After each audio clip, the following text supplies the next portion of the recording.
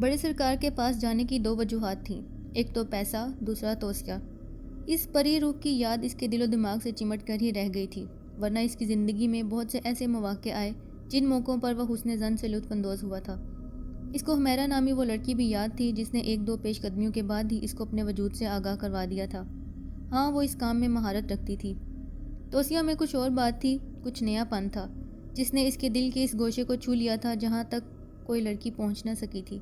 اس کا رخ ایک بار پھر بڑے سرکار کے ڈیرے کی طرف تھا، مقصد صرف اور صرف توسیہ ہی تھی۔ السلام علیکم viewers, welcome to our channel Kahani Suno. Us channel پر آپ کو ملیں گی دلچسپ کہانیاں، ملیں گے آپ بہت سے پراسرار کرداروں اور واقعات سے۔ ان کہانیوں اور واقعات سے لطف اندوز ہوں صرف ہمارے چینل پر، تو لائک کریں، سبسکرائب کریں اور بیل آئیکن پریس کرنا نہ بھولیں تاکہ آپ کو اگلی آنے والی ہر نئی ویڈیو کا نوٹیفیکیشن ملتا رہے۔ اس بار وہ پولیس کی وردی میں نہیں بلکہ سول لباس میں تھا اور اس نے اپنا حلیہ بھی بدل لیا تھا۔ وہ نہیں چاہتا تھا کہ کوئی اس کو پولیس والے کی حیثیت سے پہچان جائے، اس لیے ڈیرے کے قریب اس کے آدمیوں نے اس کو روکا تو اس نے ایک پرچہ ان کی طرف بڑھا دیا تھا۔ یہ کیا ہے اور تم کون ہو؟ ایک لمبے سے آدمی نے کڑک کر پوچھا۔ اس میں لکھا ہے کہ میں کون ہوں، پرچہ ان تک پہنچا دو، درگوش نے پرسکون لہجے میں کہا۔ درگوش کی بات سن کر دونوں آدمیوں نے ایک دوسرے کی طرف دیکھا اور پھر وہی لمبا آدمی درگوش کی طرف بڑھا اور کندھے پر ہاتھ رکھ کر سرد لہجے میں بولا، بڑے سرکار کا حکم ہے جب تک کوئی اپنی شناخت نہ بتائے اس کو اندر نہ آنے دیا جائے۔ کندھے پر ہاتھ رکھتے ہی درگوش کا خون تو کھول گیا تھا، مگر پھر بھی اس نے تحمل سے کام لیتے ہوئے نہایت نرم لہجے میں کہا، بھائی میں نے آپ سے کہا نا کہ یہ پرچہ پڑھتے ہی مجھے اندر بلا لیں گے۔ ابے سالے، تجھے کہہ دیا، مجھے ایک بار تو اپنی شناخت بتائے بغیر اندر نہیں جا سکتا۔ اتنا کہہ کر اس آدمی نے درگوش کو دھکا دیا۔ دھکا لگتے ہی درگوش کے اندر کا پولیس آفیسر انگڑائی لے کر بیدار ہو گیا۔ اس نے بڑی ہی زہرہند نظروں سے اس آدمی کو دیکھا، پھر جو کچھ بھی ہوا اس کو دیکھ کر وہاں پر موجود بڑے سرکار کے ساری آدمی چونکے۔ ان کو اس دبلے پتلے سے آدمی سے یہ توقع نہ تھی۔ دھکا دینے والے اپنے حبسے سے کسی سانڈ سے کم نہ تھا، مگر درگوش کے ایک تھپڑ نے اس کو ایک لمحے کے لیے اپنی جگہ سے ضرور ہلا دیا تھا۔ تھپڑ کھا کر وہ لمحہ تک ساکت ہی رہا۔ اس کے چہرے کے تاثرات اس بات کے غماز تھے اس پر پہاڑ سا ٹوٹ پڑا ہے، پھر بھی وہ کسی کٹے ہوئے شہتیر کی طرح فرش پر ڈھیر ہو گیا تھا۔ کہا جاتا ہے انسان پیار سے زیادہ مار کی زبان سمجھتا ہے، پھر یہی ہوا تھا۔ ان لوگوں نے کسی پالتو جانور کی طرح درگوش کا رکا اندر پہنچانے میں دیر نہیں کی تھی۔ کچھ ہی دیر کے بعد درگوش بڑے سرکار کے سامنے موجود تھا۔ ان کے ہونٹوں پر بڑی ہی دل فریب مسکراہٹ تھی، وہ بڑی ہی گہری نظروں سے اس کو دیکھ رہے تھے۔ اس وقت وہ اپنے کمرہ ہاس میں موجود تھے۔ میں بھی نہ پہچانتا اگر تم یہ رکا نہ بھجواتے، درگوش نے دھیرے سے ہنسا اور بولا، میں غیر سرکاری طور پر یہاں آیا ہوں اس لیے۔ ہاتھ بڑا ہی سدا ہوا تھا تمہارا، بڑے سرکار نے تعریفی جملوں سے نوازتے ہوئے کہا۔ جواباً درگوش نے انکساری سے مسکراتے ہوئے کہا، مجھے افسوس ہے بڑے سرکار، اس کو تمیز سکھانا ضروری ہو گیا تھا۔ اب مجھے امید ہے وہ دوبارہ کسی سے بدتمیزی نہیں کرے گا۔ جواباً انہوں نے شانے اچکائے۔ کچھ ہی لمحوں کے بعد درگوش نے ایک گھنٹی کی آواز سنی جو کہ بڑے سرکار کے ڈیرے کے اندرونی حصوں میں گونج کر رہ گئی۔ اس گھنٹی کی آواز کے چند لمحوں کے بعد ایک آدمی حاضر ہوا تھا جس کو دیکھ کر بڑے سرکار نے کہا، جاؤ بابا، کچھ چائے ناشتے کا بندوبست کرو ہمارے مہمان کے لیے۔ اس کے جانے کے بعد بڑے سرکار نے درگوش کی طرف دیکھ کر مسکرایا اور بولا، ہاں بابا، اب کہو ہمارا کام ہوا کہ نہیں؟ بالکل بڑے سرکار، درگوش اپنے وعدے کا پابند ہے۔ اتنا سننا تھا کہ بڑے سرکار کی آنکھوں میں ایک چمک سی لہرا گئی جس کو درگوش نے صاف طور پر محسوس کیا تھا۔ ایک بات آپ سے پوچھوں بڑے سرکار؟ درگوش نے ٹھہر ٹھہر کر سوچ سمجھ کر اپنے الفاظوں کو مکمل کیا۔ ضرور۔ کیا آپ کسی غیر قانونی سرگرمیوں میں ملوث ہیں؟ یہ سن کر بڑے سرکار کے چہرے پر ایک رنگ سا آ کر گزر گیا۔ دوسرے پل وہ چونک کر بولا، بابا ایسا آپ نے کیسے سوچ لیا؟ چند وجوہات ہیں، جس میں ایک ہاشم ہے جس پر کرمنل چارجز ہونے کے باوجود آپ نے اس کو بچایا، اور دوسرا آپ کا شاہانہ رہن سہن ہے۔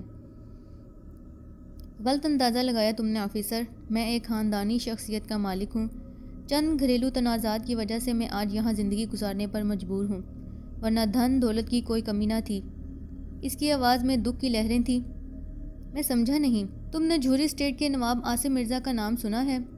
ہاں سنا ہے، شاید کوئی حادثہ ہوا تھا، یاد نہیں آ رہا۔ نواب عاصم کے دو بیٹے تھے، ایک نواب عاصم کے ساتھ ہی رہا تھا اور دوسرا بیٹا میں تھا۔ اتنا کہہ کر وہ رک گئے۔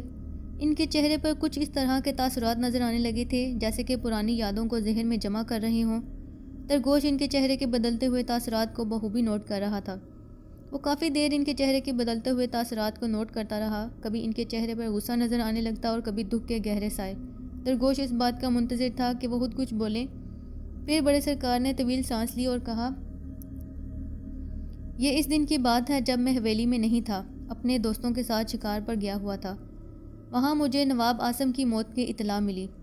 جب میں وہاں پہنچا تو حویلی میں آگ لگ چکی تھی، نواب صاحب کی لاش بھی اس میں جل چکی تھی۔ لوگوں نے بتایا کہ یہ آگ انہوں نے اپنے مرنے سے پہلے خود لگائی تھی اور اسی میں جھلس گئے، اور میرے بھائی نے مجھے حویلی سے نکال دیا اور میں ہاشم کے ساتھ یہاں آ گیا۔ ہاشم میرا خاندانی ملازم ہے اور غلطی سے اسے جرم سرزد ہو گیا ہے اور وہ دوبارہ اب ایسا نہیں کرے گا۔ اس کی بات سن کر درگوش سوچ میں پڑ گیا۔ ہاشم کی شکل صورت کسی پہلی بار جرم کرنے والے انسان کی معلوم نہیں ہوتی تھی۔ درگوش کا اپنا تجربہ اس کے بارے میں ایک عادی مجرم کا تھا۔ بڑے سرکار کا کریکٹر درگوش کو کافی پراسرار معلوم ہو رہا تھا۔ وہ اب اس کے بارے میں جلد از جلد جاننا چاہتا تھا۔ وہ بڑے سرکار کی باتوں سے الجھ سا ضرور گیا تھا، مگر اس کا دھیان اب بھی اس قتالہ کی طرف تھا۔ صرف اور صرف توسیہ کا خیال ہی اس کو یہاں کھینچ لایا تھا، کیونکہ اس کی ایک جھلک نے اس کو دیوانہ بنا دیا تھا۔ رات کے اس سناٹے کو چیرتے ہوئے دیو کامت درختوں کے درمیان ایک طویل سفر طے کرنے کے بعد ایک ہائی روف نادر محل کے سامنے آ کر رک گئی تھی۔ سب ہی اندر بیٹھے ہوئے تھے۔ سب سے پہلے ناگر نے دروازہ کھولا اور باہر نکل آیا۔ اس نے ادھر ادھر دیکھتے ہوئے بھرپور انگڑائی لی اور چاروں طرف گہری نظروں سے دیکھنے لگا۔ اس کو اچھی طرح یاد تھا کہ چند لمحے پہلے وہ لوگ موت کے منہ سے واپس پلٹے تھے۔ ناگر کو یقین تھا جبران کو ہمیشہ کی نیند سلانے والا اس کا پراسرار باس ہی تھا، مگر وہ اس کا چہرہ نہ دیکھ پایا تھا۔ وہ گہری نظروں سے چاروں طرف دیکھ رہا تھا۔ آسمان پر اتفاقاً آج پورا چاند موجود تھا، جس کی وجہ سے نادر محل کی پراسرار عمارت اور بھی خوفناک معلوم ہو رہی تھی، جس کی وجہ سے اس کی ساری بھولی بسری کہانیاں اس کے دماغ میں تازہ ہو گئی تھیں، مگر وہ اس ماحول سے قطعی مرعوب نہیں ہوا تھا۔ ناگر نے ترچھی نظروں سے نادر محل کو دیکھا اور پھر بلند آواز سے بولا، باہر آ جاؤ بزدلو، اندر کیوں چھپے ہوئے ہو؟ یہ الفاظ کافی کارگر ثابت ہوئے تھے۔ سبھی ایک ایک کر کے باہر نکلنے لگے۔ ناگر نے اپنے تینوں ساتھیوں کو غور سے دیکھا اور پھر کافی سخت لہجے میں ان کو سرزنش کرتے ہوئے بولا، ڈوب مرو، تم نے مجرموں کی ناک کٹوا دی آج۔ مجرم تو مرد ہوتے ہیں اور تم عورتوں سے بھی بدتر ہو۔ ان میں سے جس کا نام جیک تھا وہ پھیکی سی مسکراہٹ سے بولا، استاد بزدلی کا تانا مت دو، بات انسانوں کی نہیں بھوتوں کی ہے۔ تم نے اپنے آنکھوں سے بھوت دیکھا ہے اس محل میں؟ ناگر کا انداز طنزیہ تھا، مگر وہ ناچتی ہوئی کھوپڑی۔ جیک کی جگہ پنٹو نے جواب دیا، استاد، خون کرنا کوئی مشکل نہیں مگر بھوت؟ ٹونی نے کپ کپاتے ہوئے کہا، یہ ان کا تیسرا ساتھی تھا۔ بکواس بند کرو، ہم اندر جا رہے ہیں محل میں۔ نہیں، تینوں یک زبان ہو کر بولے۔ بکو مت، ناگر دھاڑا۔ ناگر کو انکار کرنے والا صرف موت کا منہ دیکھتا ہے، کہیں ایسا نہ ہو میری ایک گولی تم تینوں کو بھوت بنا کر اس محل میں بھٹکنے پر مجبور کر دے۔ اس کا لہجہ سر تھا۔ یہ سن کر تینوں کو واقعی سانپ سونگھ گیا تھا اور پھر وہ تینوں محل کی جانب قدم بڑھانے لگے۔ سب سے آگے ناگر تھا، جو کہ بڑی ہی بے پرواہی سے آگے بڑھ رہا تھا، جبکہ وہ تینوں خوفزدہ انداز میں اس کے پیچھے تھے۔ یہ کسی دن ہم کو مروا کے چھوڑے گا، جیک نے سرگوشی کرتے ہوئے کہا۔ جیک کی آواز اتنی سلو تھی کہ وہ تینوں ہی سن سکتے تھے۔ جیک کے اس ریمارکس پر کسی نے جواب نہ دیا اور خاموشی سے اس کے پیچھے چلتے رہے۔ اب وہ سارے محل کے اندر داخل ہو چکے تھے۔ سب سے آگے ناگر تھا۔ ناگر کے قدم از خود ایک جانب اٹھ رہے تھے۔ جلد ہی وہ چاروں ایک بند دروازے کے سامنے موجود تھے۔ ناگر نے دروازے پر 3 بار دستک دی۔ محل آنے سے پہلے ناگر کو اس پراسرار باس نے فون پر بتا دیا تھا کہ کیا کرنا ہے، چنانچہ اس نے وہی کیا تھا، اور پھر دروازہ خود بخود اندر کی جانب کھلتا چلا گیا۔ پھر انہوں نے جو کچھ دیکھا تھا اس کو دیکھ کر ان کی آنکھیں کھلی کی کھلی رہ گئیں۔ اس حال نما کمرے میں زندگی کی ہر ضروریات موجود تھیں۔ ایک طرف درجن بھر کے قریب کرسیاں لگی تھیں، وہ ساری کی ساری لکڑی کی تھیں۔ ان کرسیوں کے ساتھ ہی ایک بڑی سی میز بھی تھی جو کہ خالی ہرگز نہ تھی۔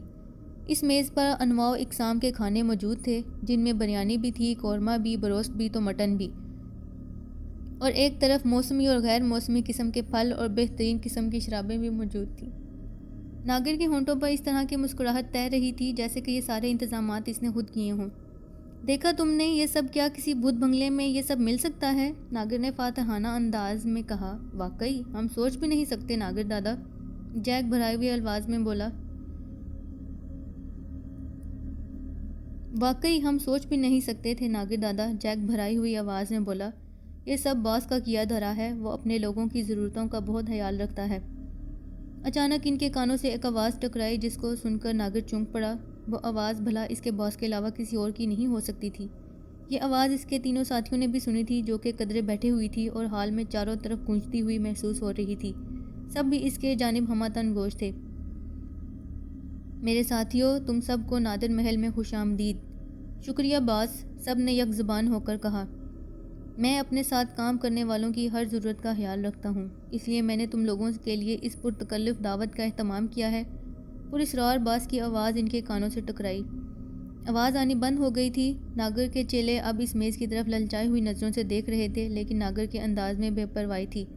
کھاؤ پیو اور یاد رکھو، میں وفاداروں کے ساتھ وفاداری کرتا ہوں اور غدار کو موت کی پرسکون نیند سلانے سے بھی گریز نہیں کرتا۔ وہی آواز پھر ان کے کانوں سے ٹکرائی تھی۔ اس بار اس لہجے کی صفاقی کو چاروں نے محسوس کیا تھا۔ پھر وہ چاروں ہونٹوں پر زبان پھیرتے ہوئے کھانے پر ٹوٹ پڑے تھے۔ جب وہ خوب سیر ہو کر کھا چکے تو کرسیوں پر ڈھیر ہو گئے تھے۔ نادر محل کا خوف اب ان کے دلوں سے نکل چکا تھا۔ تھوڑی ہی دیر گزری ہوگی کہ اس حال نما کمرے کی دیواریں ایک بار پھر گونج اٹھیں اور سب اس کی طرف متوجہ ہو گئے۔ شاید پراسرار باس کوئی حکم جاری کرنے والا تھا، جس کو سننے کے لیے سب ہمہ تن گوش تھے۔